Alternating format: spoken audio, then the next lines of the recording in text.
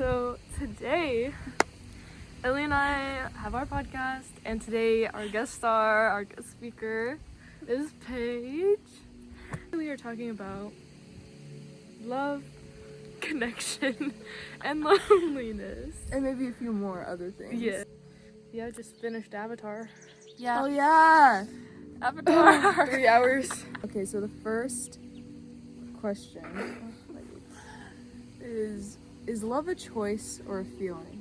I think it's a choice. I think you can choose because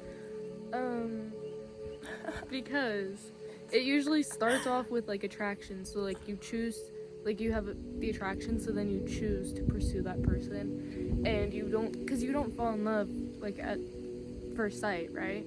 So like you choose to pursue that person, and then you fall in love. Obviously you choose to pursue that, but you can't choose to fall in love. Because you can really want to, but you might just not, you know? Right. I think that,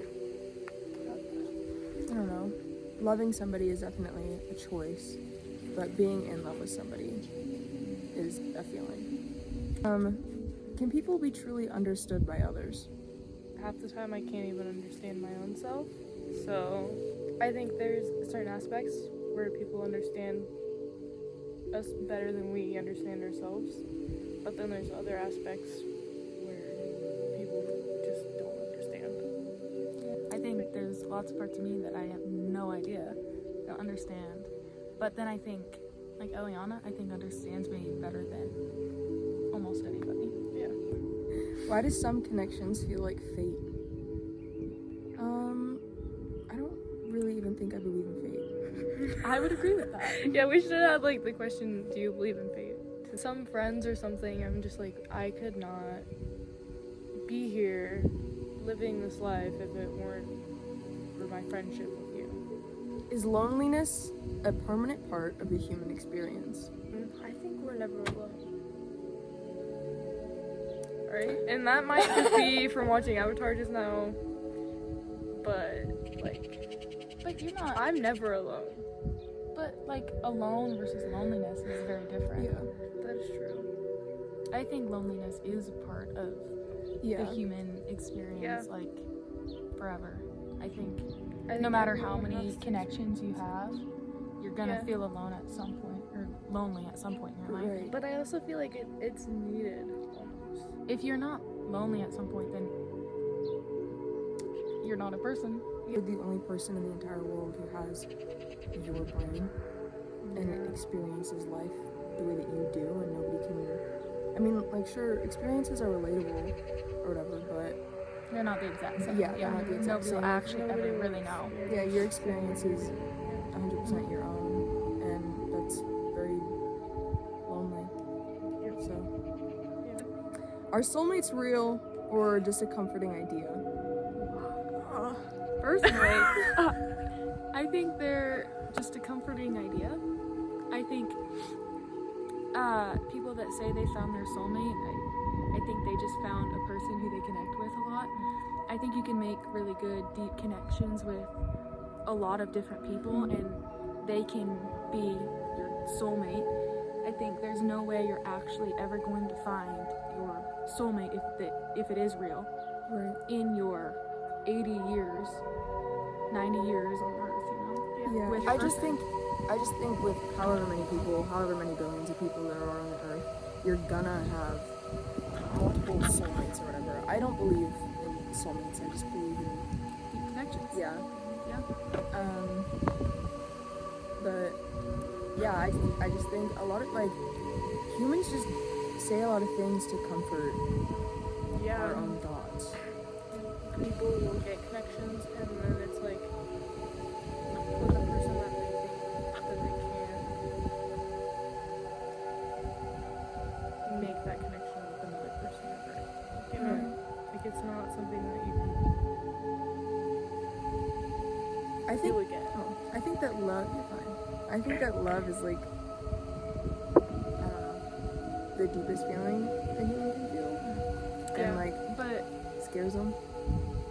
not a verb, right? Tangible, non-tangible Joe's now. trying to be like super philosophical. Muhammad I Ali. can't. I can't. Shut up. I can't remember what it's like actually called, but it's a non-tangible noun. Okay, are people naturally good or bad? Ooh.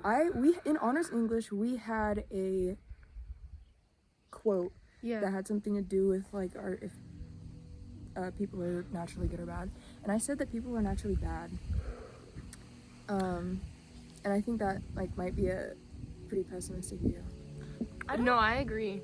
I agree because there are people. Because babies cry. I hate that. That's bad. That's not where. I think that being bad is a lot easier than being good. Okay, bad and good isn't really a thing because what are we comparing to? Like, so like if we were naturally bad, we wouldn't know. We're just because there's nothing good really to compare to that we'll be able to say is good. Do you know I what I'm think saying? society's like definition of a morally good person and a morally bad person is like what we're basing it off of.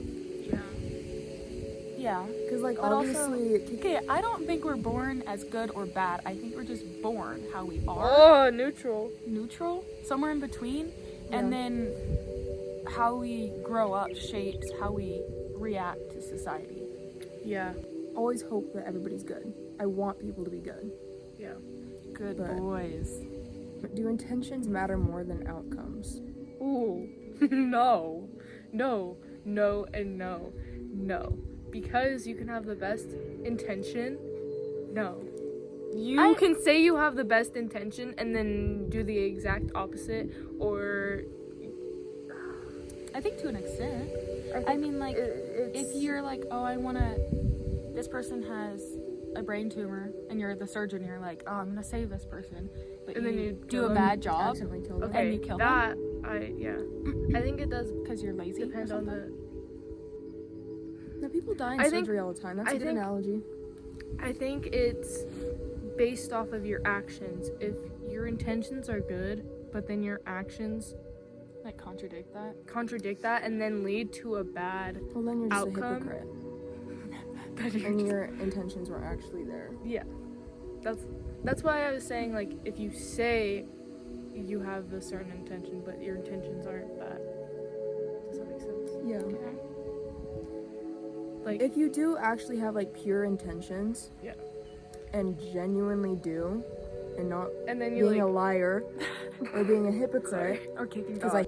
ooh, can morality exist without religion or belief systems? that's a good question. Wow. I love And we that. got a I love diverse- that. And but I did grow up in the church, and I have all my family on both my mom and dad's side are extremely religious. So, you know, you get a lot of people saying, "Oh, I'll pray for you," and stuff like that. And it's just like I am very honored, and I'm so grateful that people say that, because in my head it's just like, It's the best thing they Yeah. can say to you. yeah, and it just shows how much they care, and that's their way of caring. Yeah.